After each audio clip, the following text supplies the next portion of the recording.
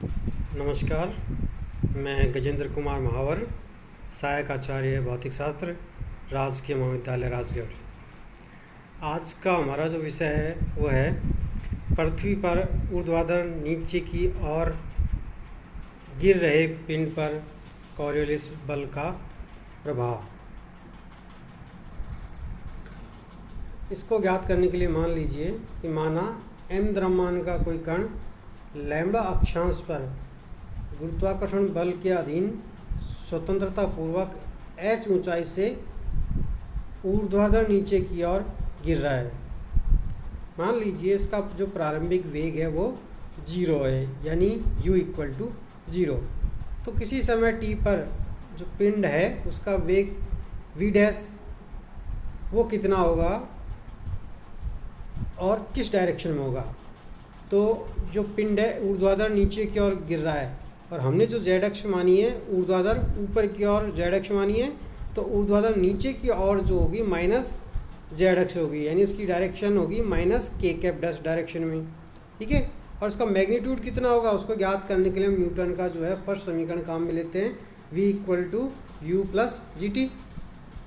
तो u प्रारंभिक वेग u इक्वल टू कितना है 0, तो v इक्वल टू क्या हो जाएगा जी टी।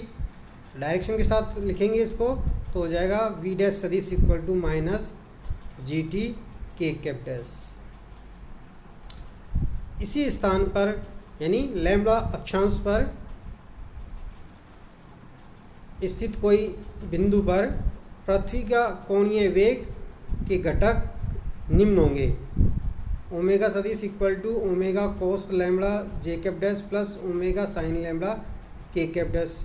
अब कॉरियोलिस बल का मान ज्ञात करना है तो कॉरियोलिस बल का फार्मूला लगा दीजिए। इसमें कॉरियोलिस बल कितना हो जाएगा एफ सी सदिश equal to minus 2m omega cross v dash सदिश। मान रख दीजिए इसमें माइनस 2m ओमेगा का रख दीजिए omega cos lambda j cap dash plus omega sine lambda k cap dash. यहाँ पर cross product minus g t के कैप डैश। अब इसका क्रॉस प्रोडक्ट कर दीजिए तो देखिए 2m तो इधर आ जाएगा, माइनस से ये माइनस कैंसिल हो जाएगा तो ये हो जाएगा प्लस का 2m। अब देखिए इस जे कैप डैश क्रॉस प्रोडक्ट के कैप डैश करेंगे तो क्या आ जाएगा आई कैप डैश, तो हो जाएगा omega cos lambda G T I cap dash plus के कैप डैश क्रॉस प्रोडक्ट के कैप डैश कितना होता है 0, तो दूसरा पद 0 हो जाएगा, तो सिर्फ बचेगा हमारे पास ये वाला पद। अब देखो इसकी डायरेक्शन किधर है आई कैप डैश डायरेक्शन में, तो आई कैप डैश किधर है पूर्व की ओर।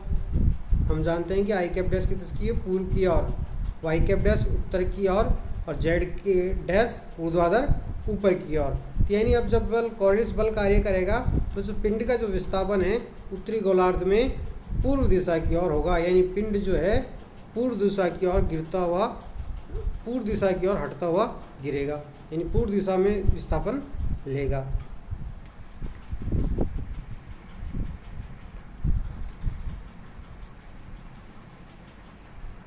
इसके बाद देखिए कण की गति का समीकरण याद करने के लिए न्यूटन के द्वितीय नियम से m d2x dash upon d t square equal to 2m omega g cos lambda t लिख सकते हैं हम इसको, क्योंकि पूर्व दिशा की ओर विस्थापन जैसे ये विस्थापन आ गया और ये हमारे पास हो गया x डैश। तो न्यूटन के सेकंड नियम का उपयोग करते हम लिख सकते हैं m d2x dash upon d t square. ये वाली इक्वेशन आ जाएगी, या m से m कैंसिल हो जाएगा इसमें, तो ये आ जाएगा d2x dash upon d t square equal to 2 omega g cos lambda t. अब इसका t के सापेक्ष अवकलन कर दीजिए, तो अवकलन करेंगे तो हमारे पास क्या प्राप्त होगा dx dash upon d t equal to 2 omega g cos lambda तक कैसे आ जाएगा इसमें, और t का करेंगे तो t square by 2 plus some constant c1। जो कांस्टेंट c1 है उसका मान हम ज्ञात करेंगे कण की प्रारंभिक कंडीशन से या प्रारंभिक स्थिति से। तो प्रारंभ में यानी t इक्वल टू 0 पर जो कण का विस्थापन है वो कितना है 0, यानी यहाँ पर जब बात करेंगे जब यहाँ से छोड़ा गया है तब इसका विस्थापन कितना है 0। तो वेग कितना हो जाएगा d x dash upon d t equal to 0। तो ये सब मान समीकरण 5 में रख दीजिए। तो क्या आ जाएगा डी एक्स डैश अपॉन 0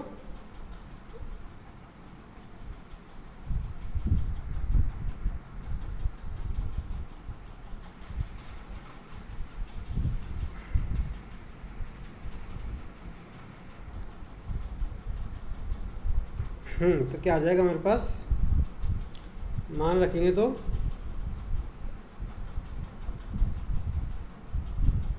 ये इक्वल टू 0 और ये हो जाएगा t इक्वल टू 0, तो ये पर 0 यानी c1 इक्वल टू 0। अतः d x dash upon d t कितना हो जाएगा, 2 से 2 कैंसिल हो जाएगा, तो हमारे पास बचेगा omega g cos lambda t square.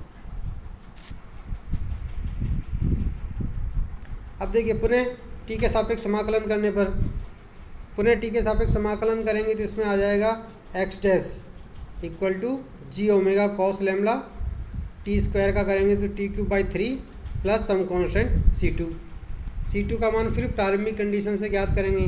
तो प्रारंभ में x इक्वल टू 0 पर t इक्वल टू 0 पर एक्स डैश इक्वल टू 0 मान रखेंगे तो C2 इक्वल टू 0 आ जाएगा इसमें।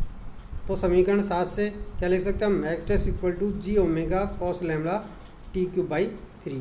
तो पूर्व दिशा की ओर जो विस्थापन होगा वो इतना होगा। अगर ऊर्ध्वाधर नीचे की ओर कोई पिंड को हम गिरा रहे हैं तो पूर्व दिशा में वो विस्थापित होगा और विस्थापन का जो मान है वो इतना होगा, x dash equal to g omega cos lambda t cube by 3।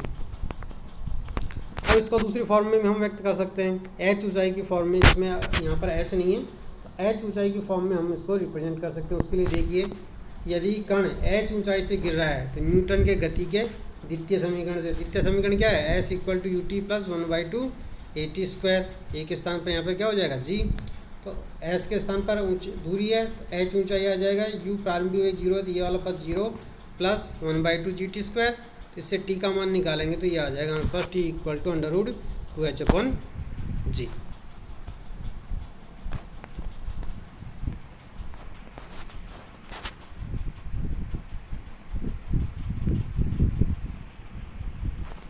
उसके बाद देखिए एक्स डैश मान रख दीजिए, एक्स डैश कितना हो जाएगा 1/3 जी ओमेगा कॉस लैम्बडा और इसमें टी का मान रख दीजिए 2h अपॉन जी की पावर 3/2 और इसको दो भागों में व्यक्त कर लिया मैंने। इसकी पावर जो 3/2 है इसको 1 प्लस 1/2 में चेंज कर लिया। इस प्रकार सॉल्व करेंगे तो पद इस प्रकार चेंज हो जाएगा, यानी x dash equal to 2/3 omega h cos lambda √2h upon g. अगर यही पिंड एच ऊंचाई से अगर दक्षिणी गोलार्ध में गिराया जाए तो विस्थापन पश्चिम दिशा में होगा, यानी उत्तरी गोलार्ध में तो विस्थापन पूर्व दिशा की ओर और दक्षिणी गोलार्ध में जो विस्थापन होगा वो पश्चिम दिशा की ओर होगा।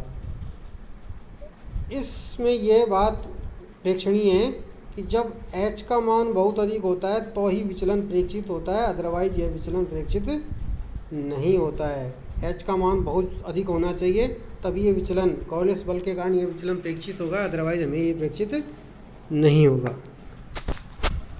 अब देखिए विशेष स्थितियाँ। विशेष स्थितियों में क्या है कि पार्टिकल कहाँ पर हो, भूमध्य रेखा पर, यानी भूमध्य रेखा पर विस्थापन। भूमध्य रेखा का मतलब है lambda equal to 0। Lambda equal to 0 करेंगे तो इस वाले पद से देखिए इसमें कॉस लैम्बडा, यानी cos lambda equal to cos 0 और कॉस 0 का मान 1। तो ये हो जाएगा विस्थापन x dash equal to 2/3 omega h √2h upon g. और ये कितना हो जाएगा मैक्सिमम विस्थापन। ध्रुवों के लिए होता है लैम्बडा इक्वल टू 90 डिग्री, तो cos lambda equal to cos 90 और कॉस 90 का मान 0, जिससे विस्थापन कितना आ जाएगा एक्स डैश इक्वल टू 0। अतः ध्रुवों पर ऊर्ध्वाधर नीचे की ओर गिरते कणों पर कोई विस्थापन प्रेक्षित नहीं होगा, यानी ध्रुवों पर कॉर्लियस बल का कोई प्रभाव प्रेक्षित नहीं होता है। धन्यवाद।